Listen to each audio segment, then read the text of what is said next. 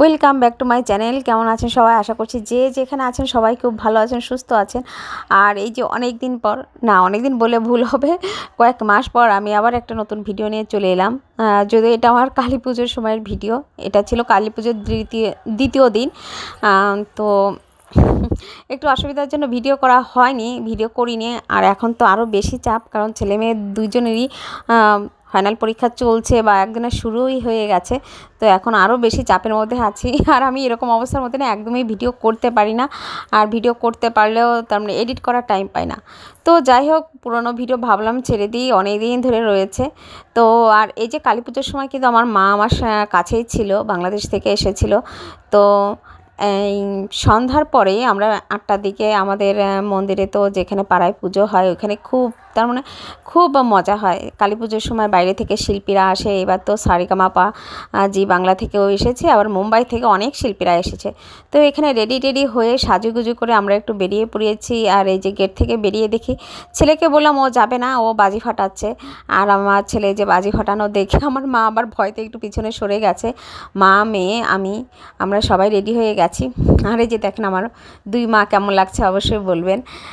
তো আর আমি যে জামাটা পরে আছি, ড্রেসটা পরে আছি, আমি সেটাও কিন্তু দেখিয়েছি। ও ড্রেসটা আসার সময় কিন্তু মাই নিয়ে এসেছে, আমার ভাই বউই পছন্দ করে আমার জন্য কিনে পাঠিয়েছে মায়ের কাছে। আর এই যে আমরা যাচ্ছি, তো আমরা 2 থেকে 3 মিনিট লাগে আমাদের পাড়াতে যেখানে পুজো হয় ক্লাবের।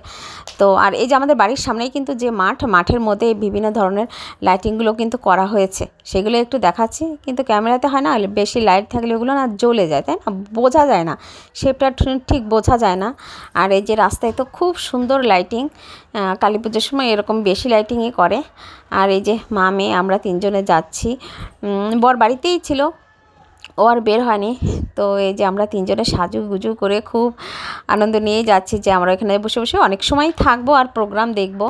তো এই যে দেখেন আমাদের প্রোগ্রামের কি তার মানে লোকজনের কি অবস্থা, তার মানে আমার বাড়ির কাছে, তার মানে আমি মনে হয় সবচেয়ে লেটে যাই। আর এই যে তার মানে এমন অবস্থা হয় যে পাড়ার পুজো বা অনুষ্ঠান পুজোতে তার মানে ঢোকার আমি তার না বিশেষ ক্ষেত্রে আমারই হয়, সিট পাই না, বা এই যে এখন লাইন দিয়ে ঢুকতে হচ্ছে, এতটা ভিড় হয়ে যায়। আমি কিন্তু এখানে লাইনে দাঁড়িয়ে আছি, তার বলে না বাড়ির কাছের মানুষ ট্রেন পায় না, এরকম একটা কথা আছে না। তো সেরকমই অবস্থা, প্রচুর মানুষ হয় আমাদের এখানে কালী পুজোর সময়, যেহেতু বাইরে থেকে শিল্পীরা আসে, তো প্রচুর লোক হয়। তো যাই হোক, যে দেখলাম জি বাংলার সারেগামাপা থেকে একটা মেয়ে এসেছে, ফোক গান গেয়েছে। ও খুব সুন্দরই গান করে, তার মানে খুব হিট গানগুলোই করলো, তার মানে খুব ভালো লেগেছে শুনতে। আমরা খুব এনজয় করেছি, অনেক মজা করেছি আমরা 3 জনে। আর এখানে তো সব সময় ঠাকুর দেখার জন্য লোকজন আসছে যাচ্ছে, সেটাই সামনে পড়ছে বারবার। আপনারা একটু তার অসুবিধা হয় দেখতে, তো এটাই বলছি। তো এখানে আমি মা মেয়ে সবাই বসে বসে গান শুনছি, প্রোগ্রাম দেখছি। না এখানে কিন্তু আমরা দাঁড়িয়েছিলাম, যেই কিন্তু আমরা চেয়ার ফাঁকা পাইনি, এত লোকজনের ভিড় যেখানে সেখানে কি যেই সিট পাওয়া যায়, অনেক সময় দাঁড়িয়েছিলাম। তারপর মাকে বসলাম, মা মেয়েকে বসলাম, তারপর আমিও সিট পেলাম, আমিও চেয়ার একটা ফাঁকা পেলাম। তো আমরা এই যে 3 জনে বসে বসে খাবার খাচ্ছি আর দেখছি। আমি আবার মাঝে একবার উঠে গেলাম, উঠে যেয়ে খাবার কিনে নিয়ে এলাম, যে খেতে দেখি যেহেতু অনেকটা সময় থাকবো, আমাদের তো বাড়িতে কাছেই, অনেকটা সময় বসে বসে দেখা যাবে, সেজন্য আবার খাবার কিনে নিয়ে এসে আমরা দেখছি আর খাচ্ছি।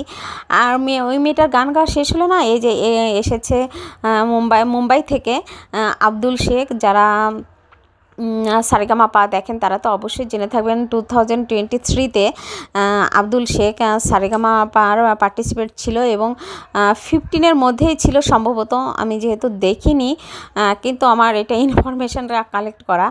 তো যাই হোক, 15-এর মধ্যেই ছিল আব্দুল শেখ, ওকে নিয়ে এসেছিল। ও গান গেল প্রায় 11:30-12টা পর্যন্ত গান গিয়েছিল, 9টার সময় মঞ্চে উঠেছিল।